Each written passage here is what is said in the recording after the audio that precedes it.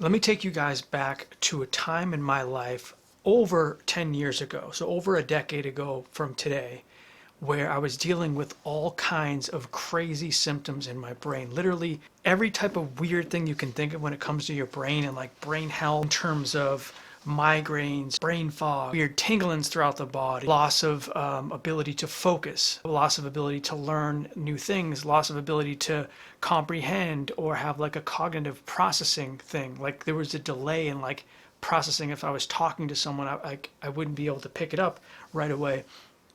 There was like all kinds of basically everything under the sun. Even prior to that, I'd sort of gotten over that by then, but prior to that, certainly the depression and the anxiety as well was very severe at one point in my life leading up to it. I'd overcome that, but all these other things were certainly there and started forming more and more so and became more of like the forefront symptoms of what I was going through at this time. And so one day I'm in bed and I wake up, I go to sleep, and I wake up in the middle of the night through the act of violently punching myself in the face. And that's really kind of how it all started. So this whole journey of like having my brain recover really began from boxing many years back. And I was like 17-ish, 17 to 18. For about 2 years or so, I boxed almost every day, trained about 6 hours a day, sparred 3 to 4 times a week or so, and viciously. I mean, we're not talking about like light sparring. We're talking about going in the ring and like beating the crap out of each other with other, I'm 17 years old, grown men at the time, men in their 20, 25, 35, in their 20s, 30s, 40s, whatever. Most of them, if not all of them, were older than me though, and also much bigger than me too. I was a naturally leaner, smaller guy, and one of the reasons why I wanted to box in the first place was to be able to protect myself and defend myself against, bigger opponents, even in life. So this all started back then. Never got knocked out cold, never once happened, but fighting through like minor concussions all the time where you get hit real hard, you get rocked. I'd fight through it. I'd just keep coming forward. One time I was out, I was so dedicated to it too as well. And I spoke to this guy, he was like a mentor of mine. He was about 25, 26.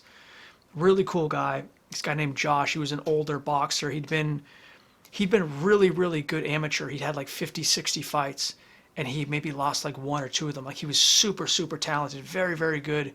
And then he got into a little bit of trouble and he got locked up for a couple of years in jail. And then he had just got back to us. I think he went away for like 3 years or so. And then he just got back when I like just started a few months before that time. And then when he got out, he went to this gym that I was at, and he started like helping me out, and I started training with them, and I started sparring with them all the time. And he would teach me new things and show me like different moves and different techniques. And he was so cool. He would always give me good advice. He always give me good motivation. And one time he pulled me aside. He's like, Justin, you really have, you really got some ability here. Everybody else that I see, like when they get hit, and coming from this guy, he was a amateur, and he just like was turning pro like around that time, like getting his actual pro fights in as well. So coming from a guy with an incredible pedigree and a guy who was actually a pro boxer, not just an amateur, like, I was a super, super amateur at the time. But coming from a guy with that level of credibility, he's like, you really have it. You could be a world champ one day.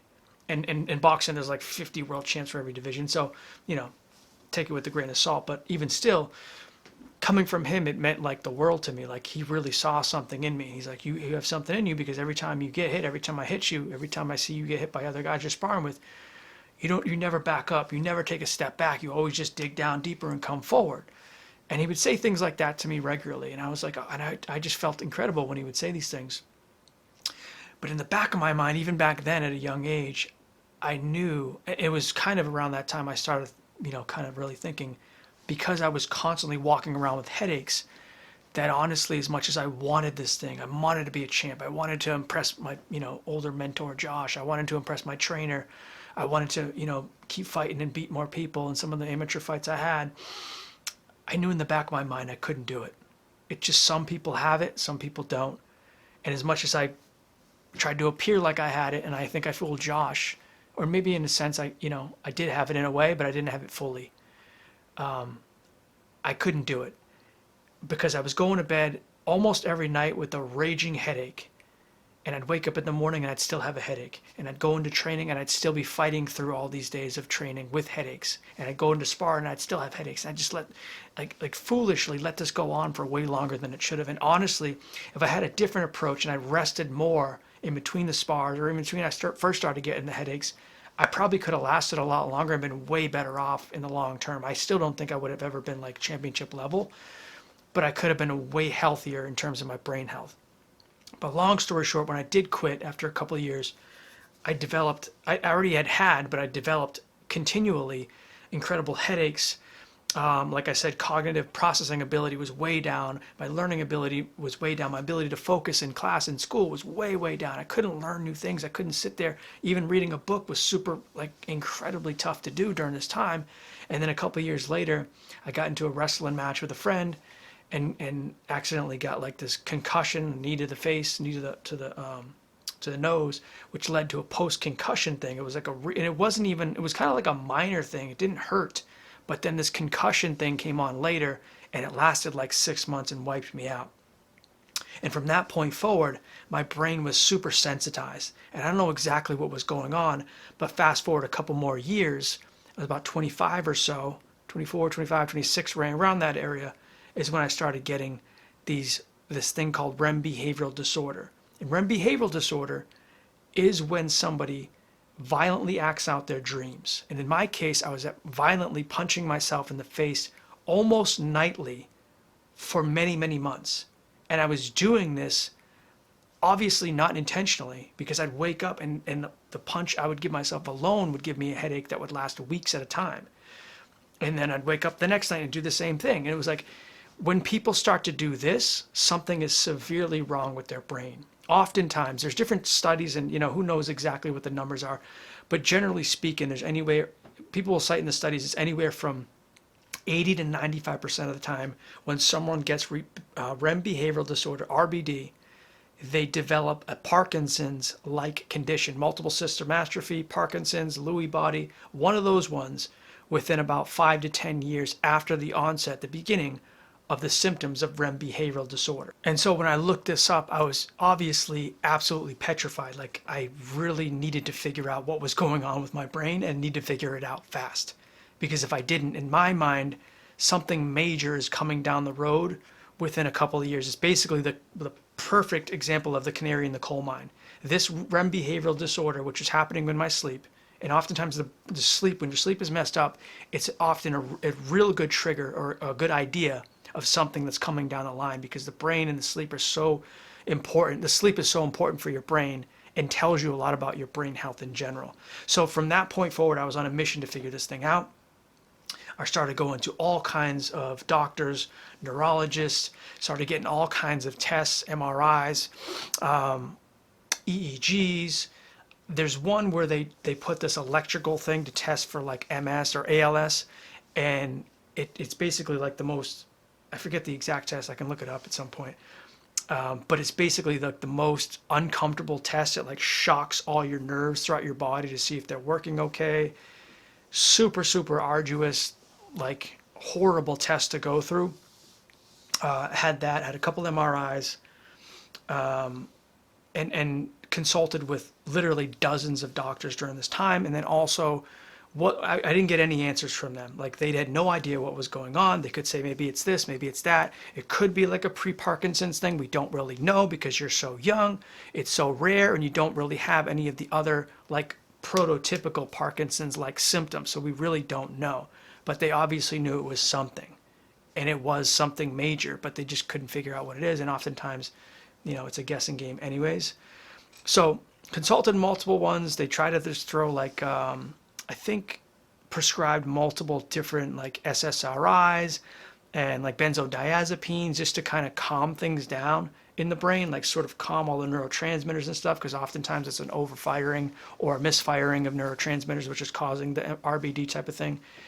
Obviously, I didn't want to go that route anyways, because that's not an actual like way to it's not getting to the root cause of what's happening. It's just masking the symptoms, while all along this thing would progress on its own and get worse over time. They even said that too. It's not my words, it's actually their words.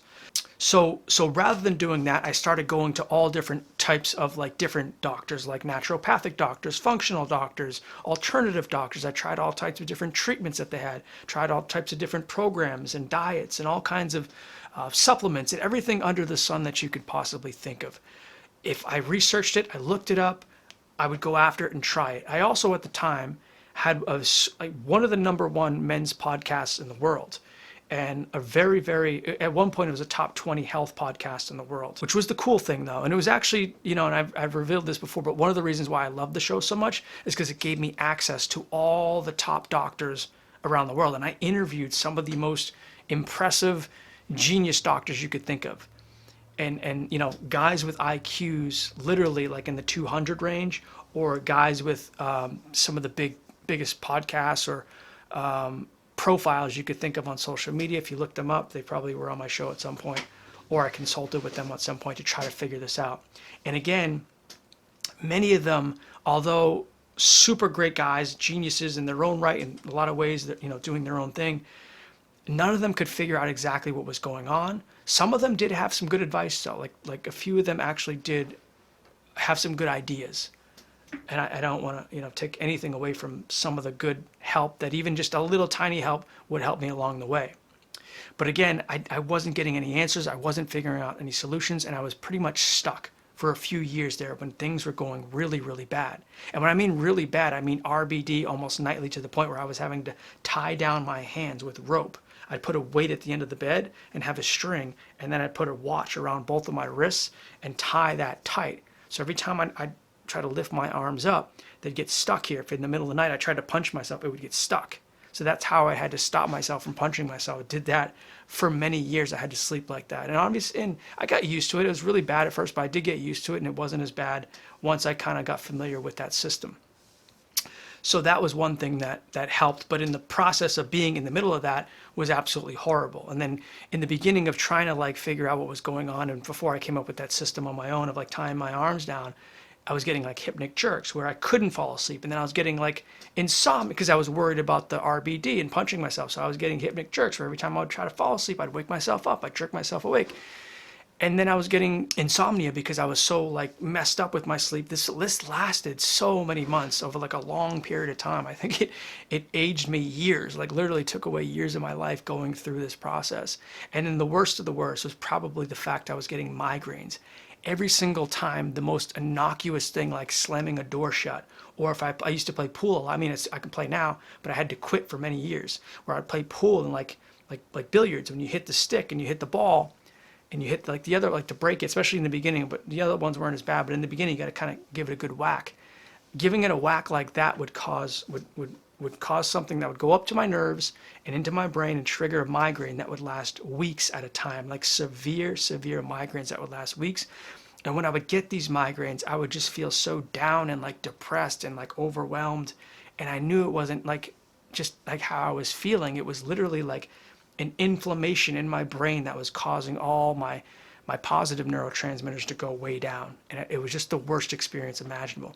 And so slamming a door shut or playing pool or hitting a hammer, God forbid, like just whacking a couple nails in, would do the exact same thing. Then most innocuous triggers would be the worst things to cause headaches for me that would last so many weeks at a time until I was slowly able to come out of them and be like functional again. But I had to basically walk around on my tippy toes trying not to trigger these headaches because they were so awful.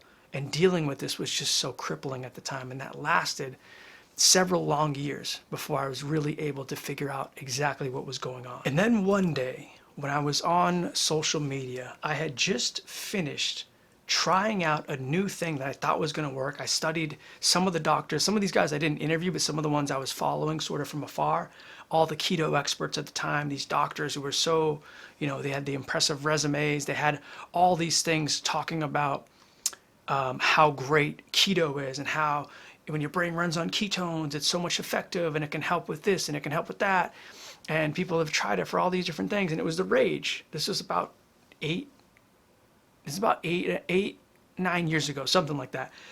It was just like so impressive. And they had all the credentials and they were all on all the top podcasts. Your favorite podcaster had all these guys on. I don't want to name names, but your favorite podcasters had all these guys on at the time. and they were just like blowing you away with all these like research studies and this and that and keto this and keto that. So I jumped on it, did it for about 3 or so months, maybe 4 months total. And by the like the first week or two, I was like, oh, this is really great. By the end of that 3 or 4 month period, I felt like complete shit. Like I felt horrible. My body was like crashing. Every time I would eat a food, I would throw it up. I was getting like diarrhea, I was getting stomach pains. But the worst thing was the vomiting. Like my body just couldn't take the fat anymore. And I tried to do it as clean as possible, and it just wasn't working. And not to mention, the symptoms that I was having was getting worse and worse. I was actually starting to get a lot of tingles throughout my body, like tremors, like minor tremors, like my body was like tremoring like this. And I'm thinking in my head, oh, that's great. Here's another major symptom that points towards one of the major things. Like this is not good. It was around that time when I was on that diet that things had just got worse and worse, like over those few months. So I stopped the diet. I knew it wasn't helping. I knew it was bad. It just wasn't working. And I'm so debilitated and so frustrated. And I just remember being on my couch one day, like at the end of the night, and just kind of scrolling, like just completely dejected. And I come across a Facebook post, and it says something about, I think it was about Lyme, something about Lyme disease. It might have been a Lyme disease post. And I was like, oh, that's interesting. I clicked on it. Next thing you know, I'm reading this and this and this. And it's talking about how Lyme isn't really, I'm pretty sure it was Lyme. I could be mistaken. It would have been one of the other major ones. But I'm pretty sure it was Lyme. And it was talking about how Lyme isn't really from a bacteria or bacterium, but from a virus. And the more I started reading this, the more I was like, wow, this is really interesting. And the more I started becoming interesting, the more I started going through this website. And the more I started going through the website, the more I started finding all kinds of information about like neurological symptoms, about like what people have, and they've been told it was this when it was completely something else. And what that actually happened, what it turned out to be, what website it turned out to be on, was the Medical Medium website. And I'm reading, I think it might even have been like a Facebook ad or something. I'm not sure if he was doing ads or not at the time, but it was just a random like Medical Medium, and I'm pretty sure it was a Lyme disease post. But next thing you know, I'm going through this guy's entire website. I'm like blown away by the information, and I get the book. I order the book like within an hour or two after scrolling through a site. I read the book cover to cover within like 48 hours, and I'm like, this has to be the answer. It just clicked to me. It literally felt like a godsend at them. I'm not even exaggerating. Like I literally felt like I had to go through all that stuff to be in that position to see that post right there at that time. And I knew, I didn't like, because I had failed in like 50 other things trying to figure out what was wrong with my brain. I can't honestly say like, oh, I know this is going to work. But I had a feeling reading it that night, just having like an intuitive feeling going through this guy's post, and then reading the book a couple days later when it came in within like a day or two. I had a feeling that I finally figured it out. Like it all just clicked and made sense. And from that point forward, I dove headfirst into the Medical Medium protocols, dropped all the other crap, and began my actual real healing journey from getting out of this neurological hell that I was in for so many years. So I started off kind of slow with it, like I eased myself into it, and honestly I kind of wish I went a little bit faster, but I really had no idea what I was fully doing. Like I tried to, and back in the day, Medical Medium, Anthony didn't put in like the exact protocols, like in terms of like dosages and stuff of supplements. He kind of kept things, like he gave you all the ingredients to heal, but it wasn't as specific as some of the later books like Cleanse to Heal and the Brain Saver books and some of these other ones. It was very, very specific in exactly like what dosages to take and like what foods to eat and all that stuff. Like, don't get me wrong, like that book had everything I needed to heal. I just wish I did back then. I mean, I don't really wish, because it didn't make it work the way it was going to work anyways. But I was doing like 16 ounces of just celery juice first thing in the morning, and then I would do the heavy metal detox. And then I did like the B12, brought in the zinc, brought in the vitamin C. I mean, I was already doing some vitamin C, but brought in more vitamin C, and then a few other things. It was I'm trying to think, because I have so much more I do today, but back then it wasn't as much. It was cat's claw, it was mullein leaf, that was one as well. It was some glutamine, B12, like a B complex, and there might have been like one other thing, but it was basically like a very basic setup of like what I was doing for the brain. And now it's like I do, in terms of like supplementation and stuff, I'm taking 3 to 4 times more stuff than I took back then. And even the dosages I take now in a lot of these things, like I don't go crazy, but the dosages are a lot more potent. And even the celery juice itself, 16 ounces, like is a great start. Actually, it's a really great start. But if I'm like if and I'm dealing with anything nowadays, like the eczema I had in the last couple of years, it was like 40 plus ounces every day. So I would have just did the 40 plus. Not to mention the lemon juice or the lemon water. That's really the first thing in the morning thing, and then the celery juice right after that, like 20 minutes after that. I didn't have the lemon water at all until just a couple of years ago, and things like that. So like there was some protocols like back then that were just very rudimentary, like get going type of things, and that's perfectly fine if you got nothing else. This will heal you, but it will heal you much faster if you just go a little deeper with it, a little harder with it, and maybe a little more potent with it.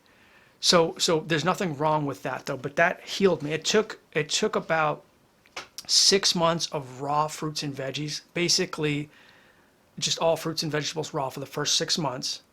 And then it was about 6 months after, 6 months more of tapering off the rawness, like getting in the steamed potatoes. I didn't even do steamed potatoes for the first few months. Getting more of the steamed potatoes in, adding in like a little bit of like lentils, a little bit of plain white rice, and that was pretty much it though. I didn't do the meat. I didn't do meat until a year. I didn't add that back until about a year after. Didn't do anything else in terms of like extra fat or protein. It was basically just occasional lentils and rice just to kind of keep my calories up a little bit, but mostly just all fruits and vegetables throughout the day. So I was like, I did 100% pure raw fruits and vegetables for the first 6 months, 100%. And then after that, it was like 90% medical medium, like pure cleansing type of thing. And then adding in a little bit of like lentils and a little bit of beans and some rice, and a little bit of quinoa too. Like I would just kind of rotate with those ones a couple times a week, maybe 3 times a week or so on that. And then the steamed potatoes and steamed broccoli, things like that as well. I added in at the time, so a lot of steamed veggies. But that's what healed me. It took me a year, and after a year of doing this diet, my symptoms completely reversed. No more RBD, REM behavioral disorder. No more migraines from the dumbest, innocuous things. They were gone. No more brain fog, completely cleared up. I was thinking super clear. No more issues with memory. No more issues with learning or processing or cognitive anything really. It was just like my brain was brought back to when I was like 16, 15 years old before I started the boxing thing. It was absolutely incredible. And I literally feel like I reversed the course of where my life was heading and what I was about to get in the next few years by doing this, by finding this information, by finding Anthony Williams' information in this book, by doing his protocols. And then after that year, I just doubled down even further. Like now I add in meat and stuff sometimes. I have meat occasionally. Every once in a while, I don't recommend this if you're going through anything, but every once in a while, I'll go out every, say, few months. I'll have a drink or two with some friends. I don't never do gluten, never do dairy, never do eggs. I just never do it ever. But if I want to go out and socialize every once in a while with friends, I can do that because I'm at a place right now where I'm super healthy and I'm still healing every other time and cleansing and healing and detoxing all the time throughout the days, throughout the weeks, because I'm doing 95% medical medium.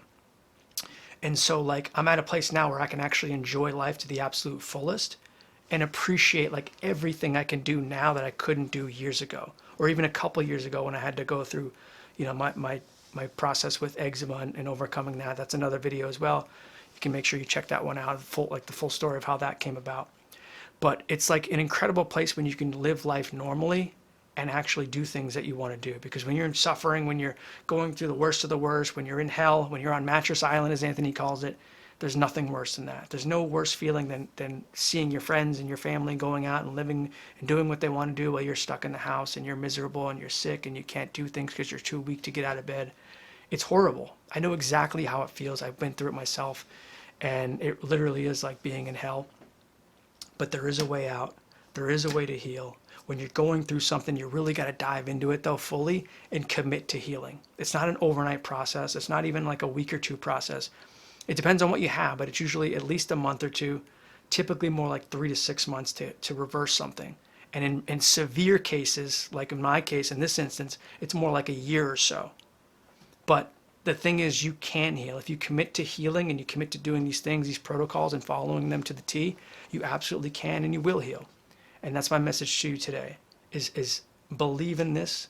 It works. It's worked for hundreds of thousands of people. It's reversed the craziest of conditions out there. The things that they tell you over and over again is impossible to reverse. It's done that. And in my situation, it did that for me. Not only with the neurological stuff, but with the severe eczema as well. And the last thing I want to message, guys, before I get going is if you're going through anything at all, any type of chronic symptoms that you're dealing with, any type of neurological symptoms that you can't figure out how to overcome, if it's eczema even, if it's something chronic condition, brain-related, eczema, skin-related, neurological related, anything like that, a chronic thing that's holding you back and keeping you sick, do me a favor and click the link below to schedule a free strategy call with me so we can go over exactly how to point you in the right direction to pull yourself out of that hole and get your life back. Also, if you want to join a free community and get more content, more free trainings, advice, tips, videos like this, make sure you click the link below that as well, and that'll take you to the free community you can join. But that's it for today. Hope you enjoyed this video. Take care. God bless, and I'll talk to you soon.